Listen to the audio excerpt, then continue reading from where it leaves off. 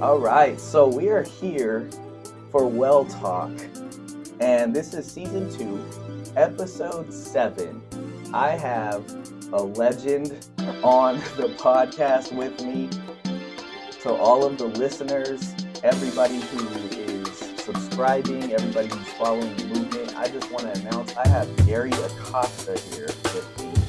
And so it is an honor to have you join in. It's my pleasure to be here. Thank you so much for taking the time to be here. If you don't know who Gary is, all you got to do is Google. It'll pop up and you'll be like, oh, okay. Mostly good stuff. Mostly good stuff. Gary is an entrepreneur. He is a public policy advocate, an investor, a thought leader, a true trailblazer in so many different ways. Innovator. Gary, we go way back too. Yeah, since the beginning, actually. Since the beginning. For those of you I knew you when you were 1 month old. Yeah. So for those of you who don't know, we are family. That's right. And yes, that's true. You have known me all my life. Your entire life. So yes. Your mother's my first cousin and one of my closest relatives. Which is so awesome, because to think of all the different things that, even as growing up as a kid, just being at Auntie Irma and Uncle Ernie's house and seeing you and all of the family as well, just that was my favorite spot to go. Oh man, that's cool. So yeah, I wanted to throw that out there, but I'm really just intrigued, Gary, to get some of your insights from not only your expertise in business and entrepreneurship, but I have a lot of followers and listeners too that are really starting up some of their own businesses. They have private practice, they have different types of things that they're doing where they're branching out and really looking to say, well, where do I even start? And I mean, awesome. Any recommendations? I don't know. Maybe I have a few. So yeah, let's get into it. Oh, let's go. So, I mean, in terms of just you and where you started too, I feel like if you could tell somebody who's starting something right now, what would you say? I would say this. I would say that whatever your plans are, no matter how ambitious and how specific they are, your actual journey will end up very different than that. And that certainly was the case for me. So I grew up in LA. Yeah. I went to college in Pomona, at Pomona College. I studied chemistry. So if that doesn't tell you everything you need to know, that tells you everything. I thought I wanted to be a chemical engineer or be somebody, in the business world in that capacity. After I graduated and completed college, I moved down to San Diego and I started working at a lab at Scripps Institute of Oceanography. It was for a very short period of time. And I realized then that science wasn't really for me in the long run. I had a friend that was working at a community bank, and that was the furthest thing from my mind from a career standpoint. But I was looking for experience, and I was looking for, to beef up my resume so that I can do maybe other things, or maybe even go to business school and get a graduate degree in business. Yeah. So I took him up on the job, and I ended up learning the mortgage business working for a community bank, which ended up being pretty interesting to me. Wow. And, when that bank closed its branch in San Diego, I had a choice, and that is move to Mission Viejo, where the bank was headquartered, or do something else. And I had learned the mortgage business had a lot of different ways to sort of be in that business. And being a mortgage broker was a way to be in the business and not necessarily working for a bank. And I thought, wouldn't it be cool to start my own business at 26 years old? That would look good on a resume. Yeah. Even if it failed, who's going to care at 26 years old? So I started a mortgage brokerage at 26. Wow. And to my surprise, it ended up being successful. Not huge, but successful. So I stuck with it for a little bit. And, one thing led to another. I ended up going from being a mortgage broker to being a mortgage banker, which in the industry is a big graduation of sorts. Okay. And then that led me to kind of a passion project, which sort of redirected my entire career path. And that is, I had a friend and a colleague by the name of Ernie Reyes, who was kind of a mentor to me. So he was older than me. he had a very interesting background in both politics and in business. And we used to spend a lot of time together just philosophizing about life and family and ambitions and whatnot. And those conversations led to an idea, which was to start the National Association of Hispanic Real Estate Professionals. Boom.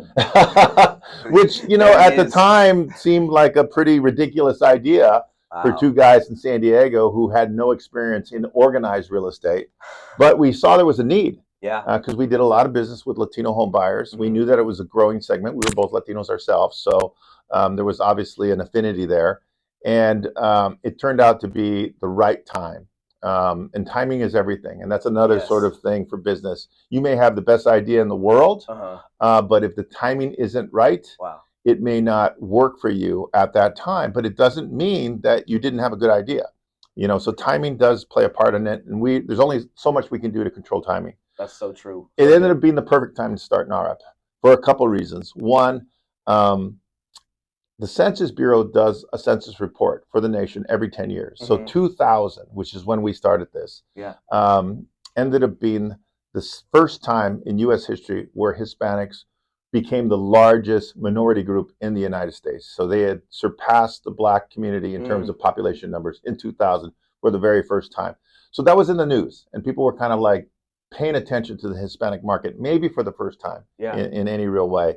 And the second thing that was happening was technology, the internet. There was, Can you this. imagine? Yeah, exactly. Right. It's like, the internet was new. It was like email. I think I sent my first email in 2001. And you had to plug in. Yeah. And so, but when something as profound like that is happening in the economy, then there's going to be a lot of change. Yeah. And with change comes opportunity. So those things sort of made kind of a perfect storm of sorts for us to start the organization. The organization took off very quickly, and it seemed like there was nothing that could go wrong until it does go wrong. Right. And if any of you were in business in 2008, you know how bad things can actually get. That's when I graduated high school. Okay, you graduated high school probably in the worst economy since the Great Depression. I remember, basically. Yeah, I remember people talking about it. And it was a tough time in the industry, but also it affected the entire U.S. economy and the global economy. And it actually threatened our viability as an organization. All of our individual businesses were at risk because they were all housing related, and that was really ground zero for what was happening in the economy overall. But it also gave us an opportunity to pivot. There you go. Which is an important part of business as well. Yeah. It's kind of knowing when to pivot. And there was a saying that I heard around the time that stuck with me.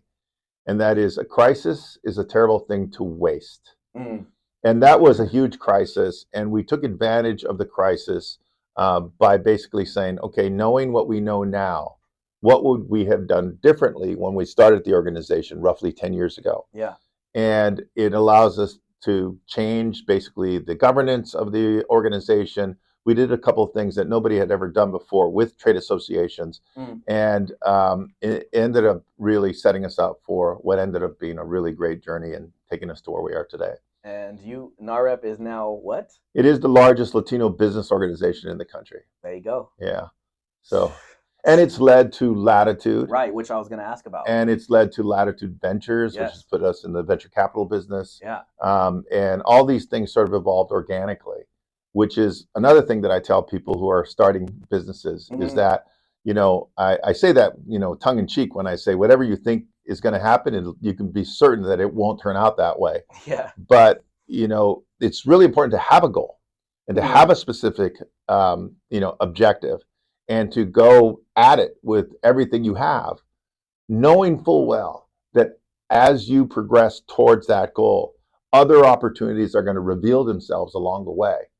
And you'll know when you see it that this is something that I need to pivot towards. Yeah. And that's what happened to us. So that is so cool. And I think just the term that you just said, pivot, and being able to adjust and adapt. And a crisis is a terrible thing to waste. Talk about overcoming adversity. Yes. Which you talked about in your last blog. Yeah, I write a blog every week, and I take on a number of different topics. And there's a lot of changes happening in the real estate industry right now. Yeah. If you don't know. that they think is going to transform the industry in a very profound way. Mm. So there's a lot of people in the industry that are feeling, insecure right now, Yeah. that are fearful of what this is going to mean to their businesses and their careers and everything. So I felt the timing to put a blog out there about overcoming adversity was timely in that regard. And maybe it was, but I started off that particular blog by talking about many of us have heard that it's not what happens, it's how we react to things that really define us, as individuals as well as business people. So understanding that first is critical, right? How we respond to adversity is basically everything. Because if you are good at dealing with adversity, that might in itself be the most important quality that a business person can have in terms of their success, right? If you're good at that, it's like, bring it on, Exactly. And you recognize that change is really what creates opportunity. At the end of the day, we as human beings fear change, right?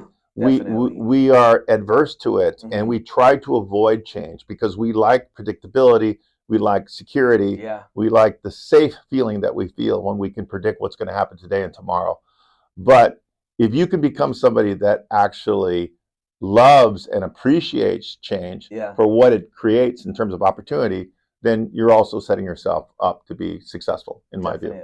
Definitely. And being resilient throughout the process. And I think reflecting on that.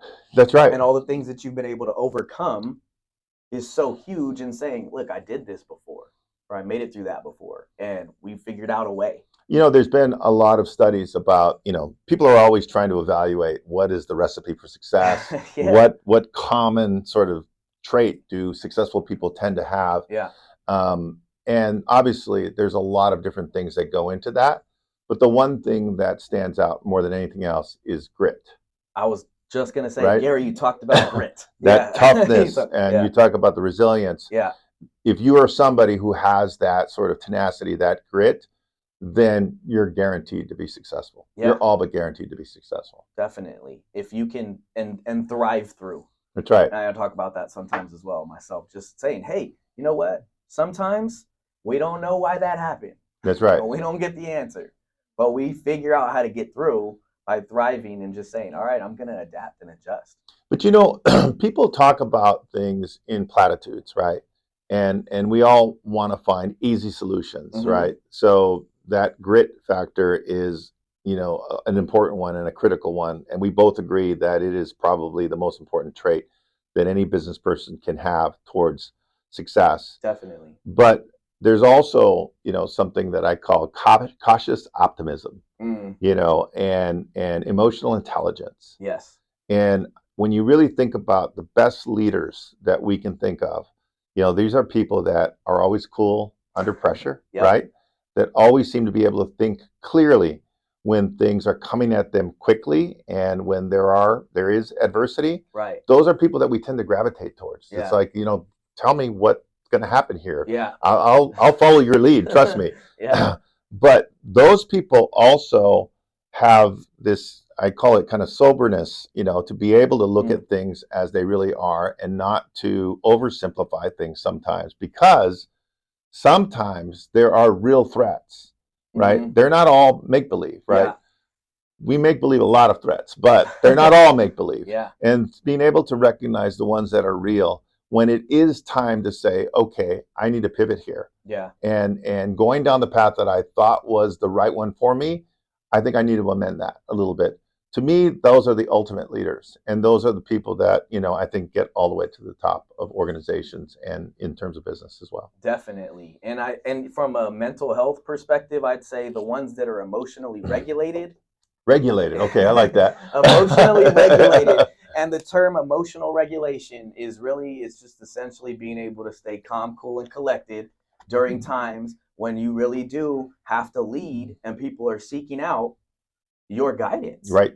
And I mean, if you go along with them and, I don't know what we're going to do. Right.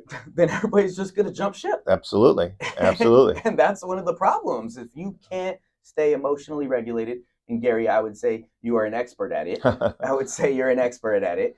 In times of crisis, in times of overcoming adversity, in times of having to face different things that even, let's not even say business, let's say life. Sure. Absolutely. Family stuff, right? Just all types of things. Business is a metaphor for life, in my view. Yeah, yeah, exactly. And so when we're talking about that, to those that are listening, with Gary saying just the gems that he's throwing out right now, I think that emotional regulation is huge. And I see it with great leaders that can say, okay, let's take a breath. Let's take a deep breath.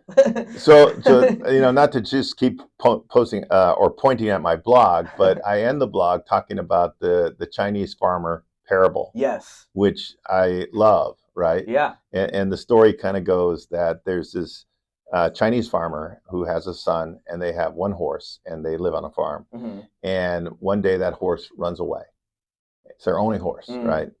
And the neighbors come over and they commiserate and they say, "We're so sorry you lost your horse. How terrible." And the farmer says, "We'll see." And the next day, the horse comes back. Wow. And with 7 other horses, right? And the neighbors come back and say, "Wow, how fortunate you are. You now have 7 horses. That's so terrific. You're so fortunate." And the farmer says, "We'll see," right? The next day, his son is trying to tame one of the horses, and he falls off the horse and he breaks his leg. And the neighbors come over and say, "How unfortunate for your son. He broke his leg. We're so sorry to hear that." And the farmer says, "We'll see." The next day, men from the military come over to recruit all young, able-bodied men to the army for war. But they see the son has a broken leg, and they leave him alone. And the neighbors come over that night and say, "How fortunate for your son, how fortunate for you that he was not drafted into the military, that his injury and actually prevented him from that." Yeah. So, and of course the farmer says, "We'll see." But the point is that nothing on the surface is necessarily what it is, right? We don't know when things happen to us. They may seem bad at the time, but we don't know where it's going to lead. That's so good. And that mindset or Mindstance, is so critical. And some people are gifted with that. Most people are not, but it is a discipline that I think can be acquired. Wow. I love that. That's so, because first of all, when I listened to the podcast and then read the blog, and you just broke down so many awesome points and stuff, I was just like, first of all, this needs to be highlighted. And that was when I said to have Gary come on would be awesome. And then talking about the art of overcoming adversity would be great. But for you to actually explain to listeners here is just so cool. And explain it. I'm glad. I'm glad it makes sense to somebody. It makes sense. Trust me. And I like that you said mindset and then switched it to Mindstance. And Gary, we talked a little bit about the Mindstance. I love that, by the way. The fact that you love it lets me know that it is legit. Well, it's a great concept in itself. And we use mindset. I think, quite frankly, it's an overused word. Yes. People apply it to too many things, in my view. And it's lost a lot of its, I think, kind of strength as a word because it is overused. And so my first sort of, feeling when I saw you use the phrase or the term Mindstance was refreshing, it was different. And I wanted to learn more about what that meant and how it differentiated from the word mindset. Right. And I private messaged you and I said, what are you talking about here? What is this? And then you wrote me a nice long response to what it was that seemed very thought out and made absolute sense. And I thought, I'm going to use that. I may have actually used some profanity in my response to you. I think that was freaking great, man. I loved it. That let me know too, though. For those that are listening, that let me know. That means that something good is coming out of that. If Gary can say that, that means something good is coming out of that. Yeah, it was great. And it just resonated with me because I always, I don't want to say struggle with it, but I do try to, because grit and toughness and resilience is so critical. Yeah. But also being able to respond to things appropriately and pivot when necessary. Yeah. Those things sometimes seem like they're in conflict with one another. They're not, though, right? And I felt that your words sort of encapsulated it pretty well. Well, I appreciate that, and I think just moving forward with this, and it's a movement. Essentially, that's what I envision it in being a movement, and establishing just so many different principles behind it, because you can apply it in so many different areas. I think that this is something that is so cool. When I saw Gary respond, I was like, yeah, it is good. And like I told you then, if you can come up with an original idea, that's what I was going to go to. That connects with people. Because there's a lot of original ideas that don't connect with people. But if you can come up with an original idea that connects with people, then you have something that can really get big. And I thank you, because I think collaborating, talking, spending time together, sharing different things and ideas, you had sparked with me. This was almost a year ago, just saying, Matthew, this is what you got to do. It's got to be this. And if somebody says do this, you got to figure out a way to do the opposite, but make it make sense, and really go against what the maybe norm is, in a sense. And I think that was something that really stuck with me. So Gary is not only just somebody who's doing so much, but the coolest thing about you too is that you want to see other Latinos and people as well just become successful and grow and develop. And I think you doing that the advocacy there is huge. No, yeah. So first of all, when you kind of get to a certain station in your life, in your career, you start to realize that the best contributions you can give to, the world or the marketplace is you need to start sharing some of those ideas and experiences. You need to mentor people. My success at this point is defined by the people around me and their success. And I say that with absolute certainty, because nothing makes me feel better, happier than seeing people who have come up through the ranks through NAHREP, through the leadership platform that we've created, or just people in my circle thrive. That to me means we're doing something right. Definitely. That's so cool. I like the passion behind that as well. And I think that's what's just continuing to motivate you as well in all of this. Definitely. And it sounds like that's what is going on. 100%. And you have so many different things that, we could sit here for hours and talk about Gary's accomplishments and what he's contributed to all types of different things. I want to shift a little too and pivot in the sports realm of some of the things. Gary, first of all, you played basketball. I did. I was pretty good. He was pretty good. So when he talks about the pivot, he knows what he's talking about too, the pivoting.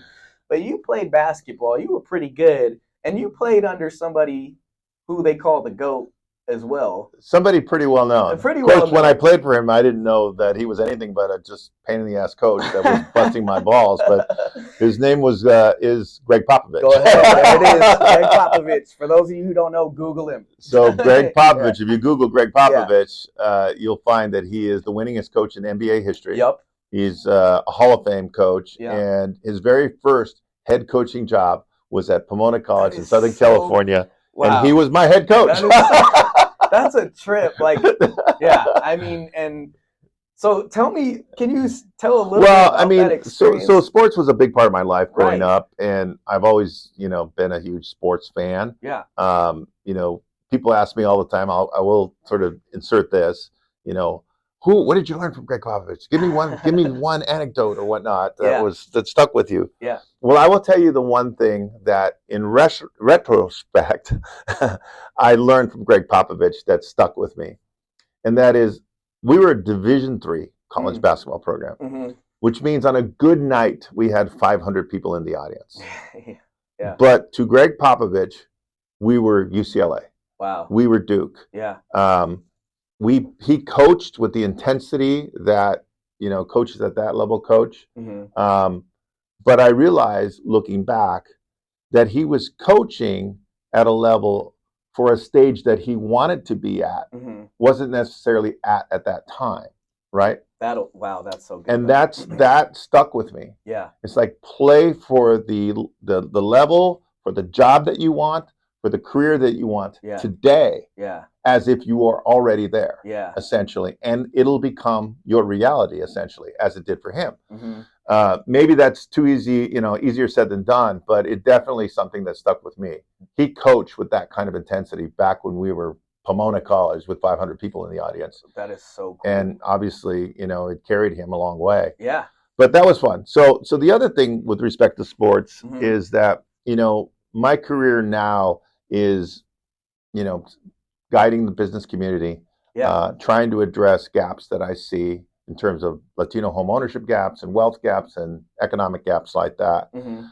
But also in creating a new narrative about the Latino community in the United States, Yes. which is kind of core to Yeah. everything that we do, Yeah. because that narrative, I joke, maybe I'm not really joking when I say this, but if I got my information about the Latino community purely from the media, in other words, if I wasn't Latino myself, Wow. and I was trying to gauge this community based on what I saw in the news and what I saw in movies and television shows, Yeah. I would assume that this is a community that is rife with problems, Mm. right? Economic problems, we all have immigration problems, we Yeah. all have problems with the law, Yeah. and so forth. Yeah. And you think about it in terms of the other thing that I'm focused on, which is business and investment, right? Mhm. If you are somebody that controls a lot of capital, right? Am I going to invest in a community that is rife with problems? Whew. Probably not, Yeah. right? And that, to me, has a major impact on the overall prosperity within the Latino community. So correcting that narrative is a very important part of what we do. Yeah.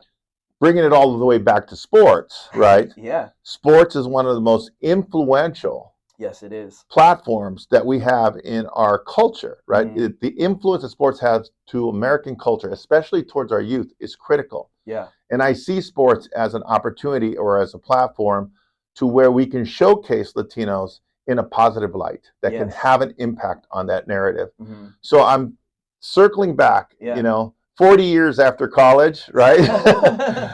I'm circling back to sports, and I'm going to play much more of a role in sports in terms of advocacy and putting out their studies and information about the Latino impact in sports. And you look at people like Jaime Jaquez Mhm. and the impact he's having on the NBA. Oh, don't get me started. The Lakers. No, Sorry, go ahead. we can talk about that too, right? Because I have my own opinions on that also. But Yeah, sorry. I'm a Laker fan also, right? So I feel a lot of your pain. But yeah. But anyways, that's basically the essence of what I'm doing in sports and what I think we're going to do even more of moving forward. Yeah, I love it, and I think that that's, first of all, going to be revolutionary. I see it, and you see it happening just when what your guys are doing in the latitude and all of the basketball. I don't mean to interrupt you, but No, totally. it's true. I mean, I think most people think of Latinos as being soccer fans. Yes. Which we are. Yeah. Baseball fans, maybe secondarily, Yeah. which we are. Yeah. But I don't think most people think of Latinos as being big NBA fans. So true. And big NFL fans. Yeah. And I just happened to be in downtown LA on the day of Kobe Bryant's memorial service. I was there too, and I don't know if we were at the same time, but yeah. So I was there for another event, Oh, okay. but I was downtown, right? And it's like 90% of the population was Latino. Yeah. And they were all wearing jerseys, Yeah. and they were all Laker gear and whatnot. And I don't think people realize how passionate Latinos are about basketball and professional basketball, how much they love Kobe Bryant and how much they love the Lakers. Yeah. And we're going to try to quantify some of that. Yeah. And try to put some data out there that I think is going to, surprise a lot of people potentially. That's definitely going to be something that I look forward to seeing because it's so true, and the passion behind it. First of all, I grew up a Lakers fan. My dad's been a Laker fan since Magic Johnson and all of them back in the day. And I know you have been a Laker fan since forever too. Absolutely. And I'm so passionate about the Lakers, right? And I know you are. We could talk about this. I follow you on social media. Yeah. It's like, it's like wellness, it's like mental health, Lakers. Wellness, mental health, Lakers. That's how you know. That's exactly how you know. And and I'm gonna keep bringing it up. And the thing is too, and I try to bring in other basketball teams in there, but I'm Lakers, Laker Nation, let's go, right? And so first of all, Miami got a gem. Yes. Lakers, what happened? Why did they not select Jaime Jaquez? And that one blows my mind. UCLA native, or LA native, because he grew up in Oxnard area. Yeah, Ventura area. And I think some of what you're talking about might even be some of the reason why. I do think that's a reason why, and I don't want to single out, necessarily the Lakers, administrative staff, totally not executive staff, definitely. but one of the things that is out there is that there are these perceptions and biases that people think that Latinos don't play basketball. Yeah. Right. And obviously Jaime has proven them wrong, and there have been other Latinos before him that have done well. True. I think he is going to take it to another level. Yeah. Frankly. Yeah. And people like that have been, I think, overlooked. Yeah. And I know in a much smaller sense, there's a lot of good high school players that aren't given the chance of playing college basketball. Yeah. Because some of these sort of biases. I won't call it prejudice. I won't call it discrimination, because it's really not that. Yeah. It's just, we're built in a certain way. We all have our own biases, and I think that is one of the things that we want to address. True. With some of these studies and some of this information we're going to start putting out. Yeah, and that brings up actually too, like high school basketball. I went and actually talked to some guys at the Estancia high school basketball team. Got to talk to them about getting prepped, ready for the moment, and they were in the playoffs. They qualified for state. They were a great team. Great team. Yeah. Their point guard made all league. I think maybe almost 90% of the team was Latino. No kidding. Yeah. Wow. 90%. And going and talking to them was so cool because they were super receptive.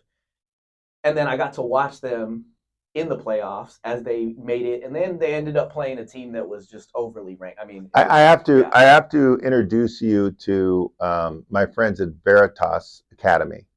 So you may not even know who they are. I've seen, because I've posted stuff about them. Yeah. So they're a prep school Yeah. In Ontario. Okay. And their head coach is somebody that I've known for a number of years. Aaron, my son, used to play high school and college basketball. Okay. And they were in the same AAU program that he coached at. Aaron played in the same AAU program that George coached at. Oh, nice. And so, I remember watching George coach, and he was coaching one of the best AAU teams in Southern California. Mm-hmm. And I just wasn't used to seeing a Latino head coach coaching, these guys that ended up playing in the NBA. But I thought it was pretty cool. So we ended up, connecting. And he shared with me this vision to start Veritas Academy, this prep school that he wanted to start in Southern California. And he wanted to focus predominantly on Latino basketball players from Latin America as well as the U.S. Wow. And bring them in and have them compete against some of the best programs in the country. Yeah. And he was doing well for a few years, kind of flying under the radar screen, sharing with me some of his frustrations that some of his best players weren't getting college scholarship offers. And he thinks some of those biases were playing into that a little bit. But my partner at Latitude is someone by the name of Sol Trujillo. That used to be a Fortune 500 CEO. And one of his good friends is the CEO of Nike, John Donahoe. Good guy to know, basically. Pretty much.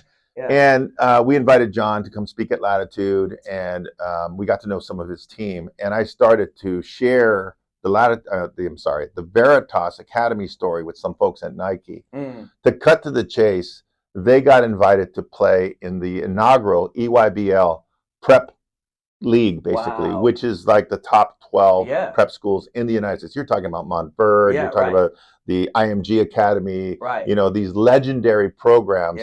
And Veritas got to compete in that league this past year. And everybody was just saying, hey, George, if you go 0-12 the first year, don't worry about it. These are the best programs in the world. It's no shame. It's going to take you a few years to kind of get to that level. Hopefully you will at some point. Veritas won 4 out of the first 5 games they played against some of these elite schools with almost an entire Latino team, essentially. So that made a statement out there. Definitely. And it's anecdotal, but it's important, and it's part of, I think, the narrative. And hopefully we'll have some Veritas kids playing for the Lakers at some point in the future. Would be so cool. I mean, that's the thing though, is giving them the opportunities, right? And letting them have the chance and opportunity, and letting people see, hey, they can hang with some of the best. Absolutely. And that's huge. I think that's everything, quite frankly. Yeah. And that was what was so cool, me seeing that with Estancia High School.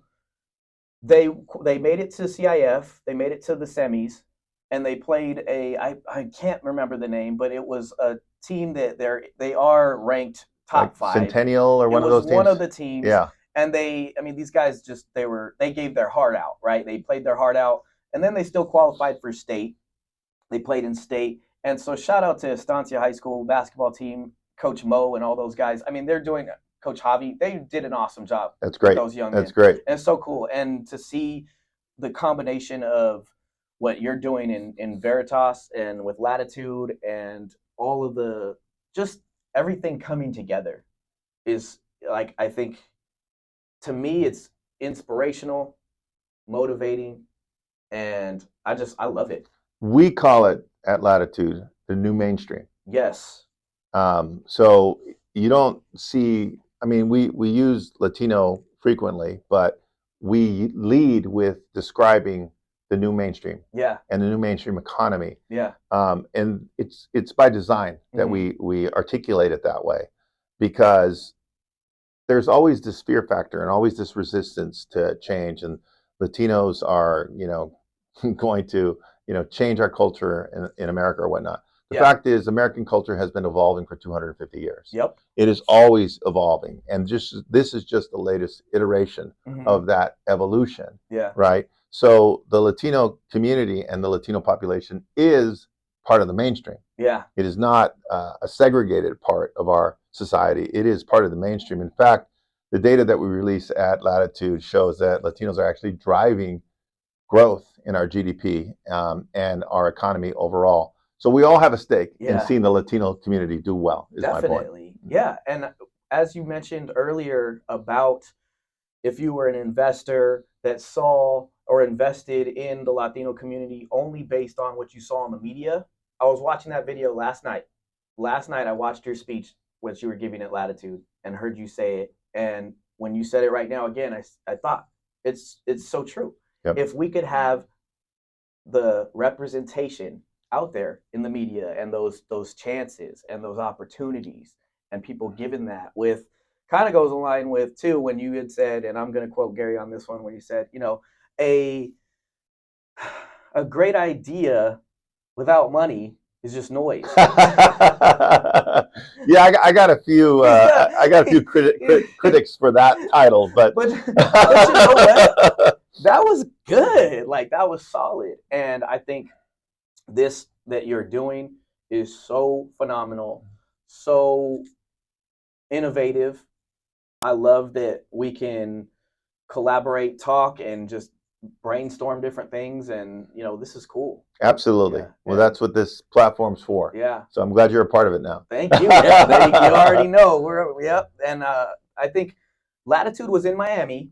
Yes, last year. This past year. It's coming back to San Diego. San Diego, September 12th through the 15th. Yeah. Downtown San Diego. We'll have 10,000 people, some movers and shakers. Yeah. We'll be talking about capital and venture capital. We'll be talking about business, the media, the entertainment industry, sports, all of the above. It'll be a great, great event. I hope you make it this year. I'm going to be there for sure. So, yeah. You got to set up your podcast. You can interview a lot of people while you're there. We'll have some fun with that. That would be super cool. And I do want to respect your time, Gary. So I want to say thank you so much for taking the time to be on here. And my pleasure. It's good to be here. Yeah, I know so many.